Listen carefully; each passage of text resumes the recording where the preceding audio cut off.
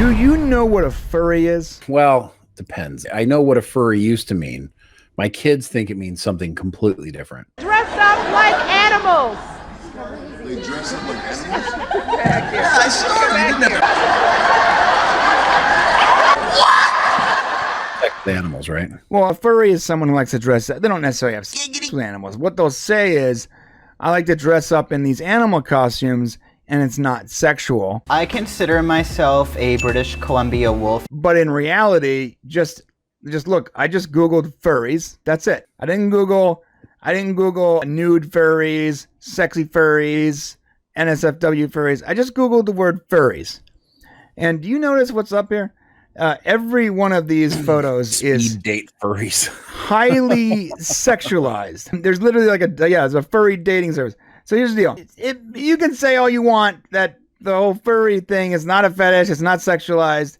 That is just, tell it to your parents when they catch you in a costume. Oh, dude, right? I know. No, have you heard about the frogs turning gay? The majority of that community is sexualized. So the thing about this is what makes it weird. I mean, well, yeah, this is what makes it weird.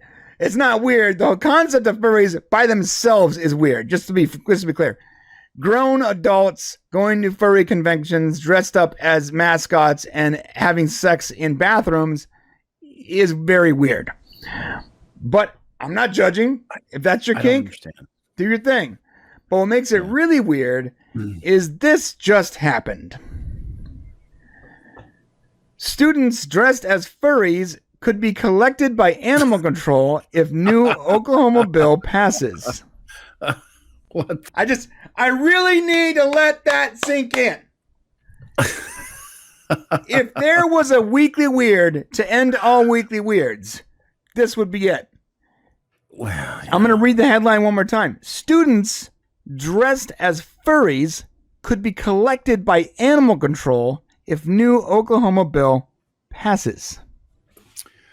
Representative Justin Humphreys of Oklahoma. Apparently, children who act like dogs and cats during school hours could be punished by animal control. Yes, parents might soon have to collect their erstwhile kids from the pound. If Representative Justin Humphreys' bill makes it to the finish line as it stands today, that is, of course, if kids acting like animals at school is really that widespread of a problem, which is up for debate.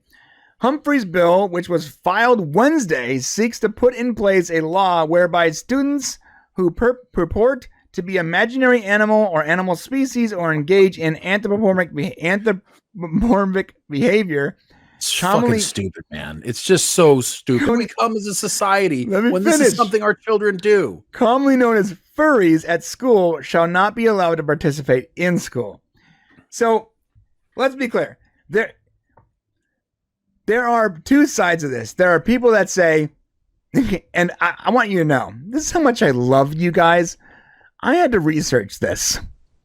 And the whole time I'm blame it on our fans. My eyes are rolling so far back into my head I almost passed out from the pure cringe on both sides of this. First off, one side is saying that no one is dressing up like cats or dogs or whatever at school. The other side is saying that it's so widespread it's a problem, we need to pass laws against it. Both sides are totally wrong. There is 100% a thing going on, a trend of kids dressing up as cats or dogs. They'll put the ears on, they put the tail on, they make the noises, mew, mew, mew, whatever. And it's very disruptive in school because teachers have to deal with these kids that won't speak to them in English. But it's not so widespread that it requires a bill. You know what it requires, Shane? A parent's strong hand. A parent's, thank you. This does not require the use of laws. This requires a parent to do their job and tell their kid to speak English or whatever language that their native language is and stop dressing up as animals in school. Yeah, the Oklahoma representative says his bill is a bit sarcastic, but he's making a point. Right. So go ahead. Well, the thing is, here's the here's the most ridiculous part of this. It's actually they're connecting the furry movement now to the alphabet movement. The fuck? What? And they're saying if a kid in school is identifying as this furry, then that's their prerogative. They can identify as whatever they want. One person said this, two people. No. They're trying to connect the furry movement to the alphabet movement. Who's they? Multiple left-wing pundits, influencers, etc. The same people that say there are like 169 genders, and you could be gender fluid, which I'm not sure if you know this, but you know what gender fluid means? I guess you can switch between them. That means literally from minute to minute you can change your gender on a whim. These are the same people that's saying, why can't they identify as it? If that makes them happy to identify as a cat or a dog or whatever, then you have to call them Pickles or Snuffles or whatever. This is insanity. Let's get it clear. This is insanity. Just because something makes you happy doesn't mean you should be able to do it. No. And we live in a world where people are so spoiled and entitled that they feel like the ultimate thing that their ultimate entitlement is that they get to be happy no matter what. No, people still have to follow rules. There still has to be discourse. There still has to be a social norm. It's ridiculous. Now, here's the deal. That said, I do not believe it is so widespread that it requires laws to be passed. I just think that parents need to step up in dealing with this. And I also believe that whatever the current, I don't know, I don't have another word for this, but like the current, this might not be malicious, but the current grooming of kids when you are teaching kids something that their parents is not necessarily agreeing with and telling them on social media and whatever that they can be whatever they want and do whatever they want and whatever makes you happy, etc. This is the result of that. Because kids can't make decisions on their own. If they can't pick their bedtime, they can't pick anything else. And they shouldn't be being influenced by people that are not their parents, who believe in insanity. So it's not as widespread that it requires a bill, for sure. But it is, I can see it becoming a problem. Like a lot of other things have become problems. You just suspend them. If the kid won't, come to school and speak in the language that the classroom speaks because they're acting out, that's exactly what it is. They're acting out. Then just send their asses home. Let the parents deal with them.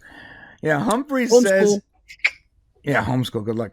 Humphrey says he's heard reports of such instances, but did not cite a specific incident. Why are we going to bring a litter box and put it in a room? Are they allowing these kids to actually use litter boxes?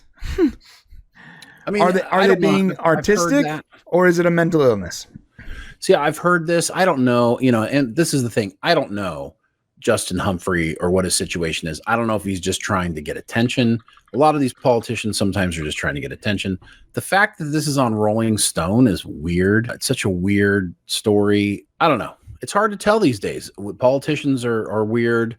Kids are weird. News media is weird. So it all rolls into weird stories. So you're right. Now, what I did was I wanted to see how, prolific or whatever it was in schools.